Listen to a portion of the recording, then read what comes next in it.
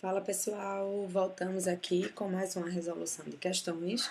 Dessa vez vamos comentar uma questão da prova do Revalida 2016. Vamos lá.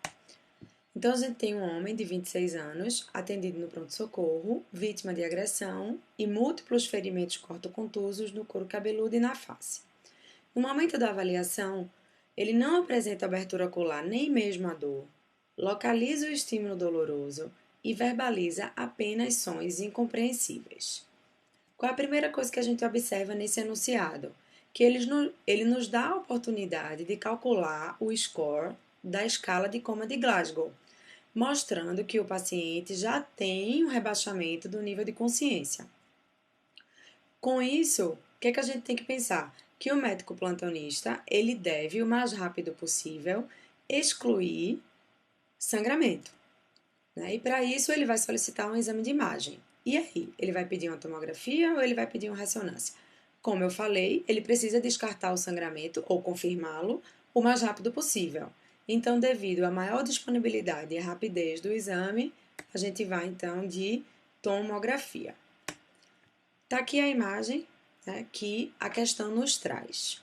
Então, a gente tem uma tomografia do crânio no corte axial, no plano seccional axial. Como assim? É como se a gente estivesse fatiando o paciente nesse eixo. E aí, faz de conta que a gente está agora respondendo a um quiz radioposts. Normalmente, a primeira pergunta que a gente faz é: o que é que você acha? Esse exame está normal ou está alterado? No crânio, uma dica, né, sempre muito útil, é a gente comparar um lado com o outro. Então, aqui, nitidamente, a gente já vê que existe uma assimetria. Então, o exame está alterado. E onde está essa alteração? De que lado? Do lado direito. Como é que eu sei que isso é o lado direito? Como eu falei anteriormente, a gente fatia o paciente, né?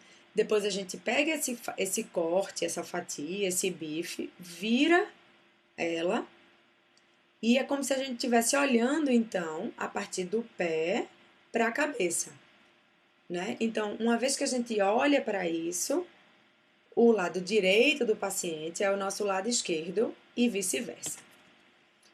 Bom, então, na verdade, o que é a alteração? É essa área aqui, mais branca do que o parênquima cerebral. Ela corresponde, então, a sangue e o nosso diagnóstico é um hematoma. Bom, e agora? Próxima pergunta: onde está esse hematoma? Qual a localização dele? Bom, vamos rever um pouquinho o conceito, né, das localizações das lesões do trauma crânioencefálico.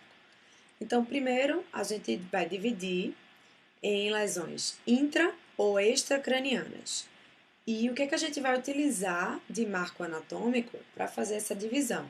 O próprio crânio, a calota craniana. Então, no nosso caso aqui, o que vocês acham? Essa lesão está dentro ou fora da calota? Está dentro da calota. Então, é uma lesão intracraniana. Bom, uma vez dentro do crânio, as lesões podem ser, então, intra ou extraaxiais. O que é isso? Significa dizer que a lesão está dentro ou fora do parênquima cerebral, do cérebro propriamente dito. Bom, o que a gente observa aqui nesse caso? Que essa lesão, esse sangue, ele faz um efeito de massa e ele empurra o parênquima cerebral. Né? Portanto, ele está fora, é uma lesão extraaxial. E por fim, as lesões extraaxiais, elas podem estar divididas em lesão epi ou extradural, que seria um sinônimo, né? Epidural ou extradural, ou a lesão poderia ser subdural.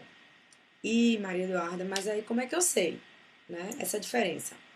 Bom, a primeira coisa que a gente precisa relembrar é que o que é que existe entre a calota craniana, anatomicamente falando, e o cérebro? São as meninges. E essas meninges, elas têm 3 camadas. A camada mais externa é a dura mater. A camada do meio é a aracnoide. E a camada mais interna é a pia mater. Então, o que seria o espaço epi ou extradural?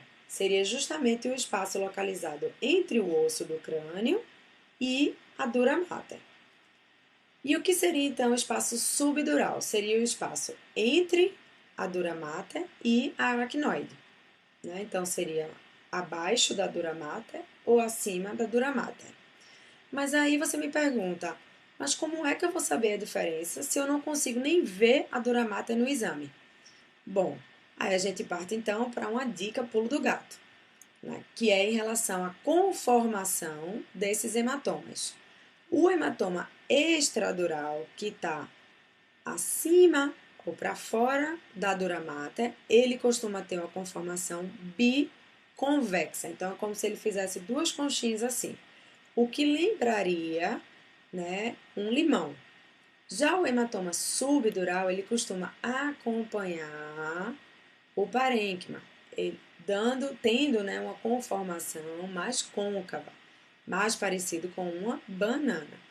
Então, trazendo isso agora para a nossa questão, o que é que vocês acham?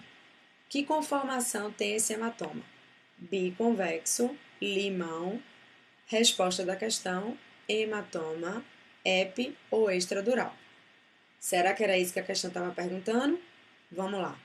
Considerando o quadro clínico descrito e a imagem apresentada, qual a hipótese diagnóstica mais provável? Hematoma epidural. E como a gente já viu, subdural, não, porque é biconvexa. Hemorragia intraparenquimatosa, não, porque a gente está vendo uma lesão extraaxial que empurra externamente o parênquima cerebral. Contusões cerebrais coalescentes, também não, porque também são lesões intraparenquimatosas. Bom, por hoje é só. Espero que vocês tenham gostado. E se gostaram, não esqueçam de curtir, comentar e marcar os amigos. Valeu, galera!